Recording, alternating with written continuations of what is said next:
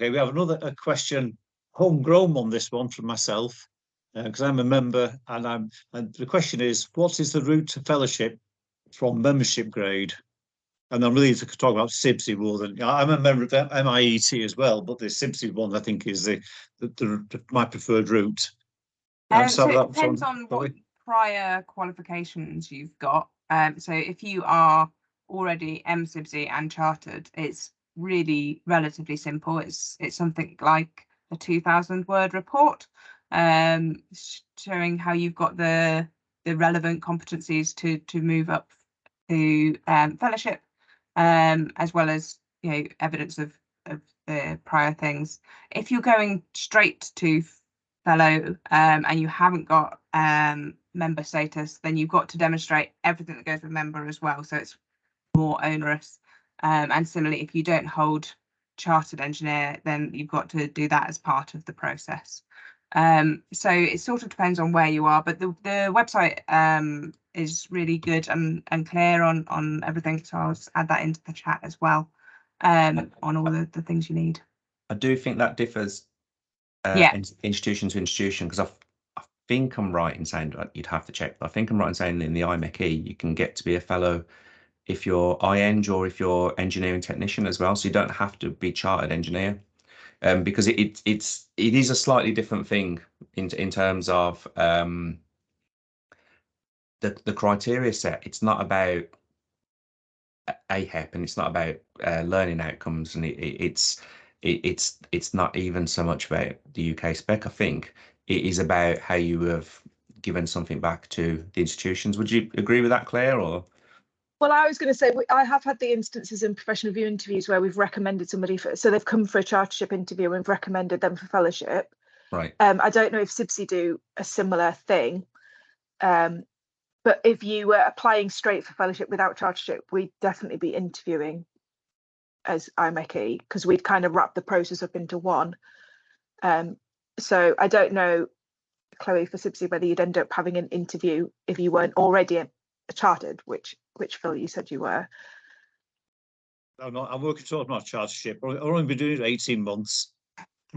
It's going on and on. It's amazing how long paperwork can take us.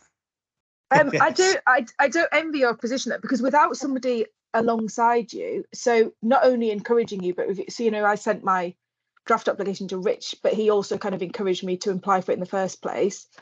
And without people, I think you need to see fellows around you to say, oh, well, I'm doing similar stuff to that, or I'm kind of on the same level as, I would consider myself having the same level of expertise as they do, or even just being encouraged by somebody.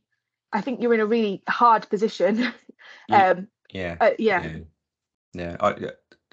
So one of the things that I did when I was in industry was I set up something that made the grads, once they got spat out the grad scheme, actually finish off and get chartered, because the grad schemes are often about time and just, oh, you've been here so many years, you've done all these stints, yeah, you're happy with, we'll offer you this whatever role in whatever section, and then all of a sudden they're so invested and involved in delivering the day job that they kind of lose track of why they'd spent those 4 years pushing towards a certain place. So I set up, basically it was like a drumbeat thing, and it's like, right, once a month you're going to sit down, you're going to tell me how you've done competency A or competency B or whatever, and just something that just makes people do it by a certain date is can be so powerful. It just drives things along. So having any reason to do it and not to put it off, because there's always something better to do than the paperwork.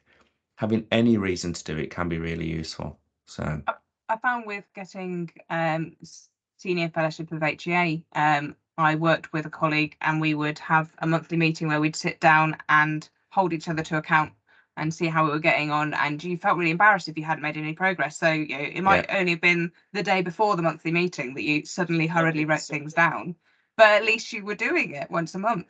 So find someone who, and you don't even have to be applying for the same thing. Like you can be applying for chartership, they can be applying for chartership with something else, or their accountancy exams or whatever else. Like, but if there is someone else with a goal that you can hold each other accountable, And it's about Yes. getting tuned into how to answer the questions as well. So the questions actually are generally very open. They'll give you a load of like 4 examples, but you don't have to have those exact same examples. They are just guidelines. So yeah, interpreting the questions and then drafting it out and then realizing, oh, I've got a better example than that. Or if you sat next to a buddy like Chloe was, no doubt her and her buddy had loads of different good ideas and you sparked off each other. And it's, oh, I didn't think of that. I've done something similar. Bang. All of a sudden you're cranking up the Certainly quality helps of when your your study submission. buddy is achieving the same thing as you, because Yeah. you can compare answers to questions, but I don't think it's essential. I think it's more essential to have, like you say, some form of drumbeat in your life. Yeah, something to aim for. It's actually advantage of meetings, isn't it? When people call monthly meetings, it's a great way of focusing the mind to get the answers for the meeting. And it's that's probably what I need, is some sort of monthly meeting with my my sponsor,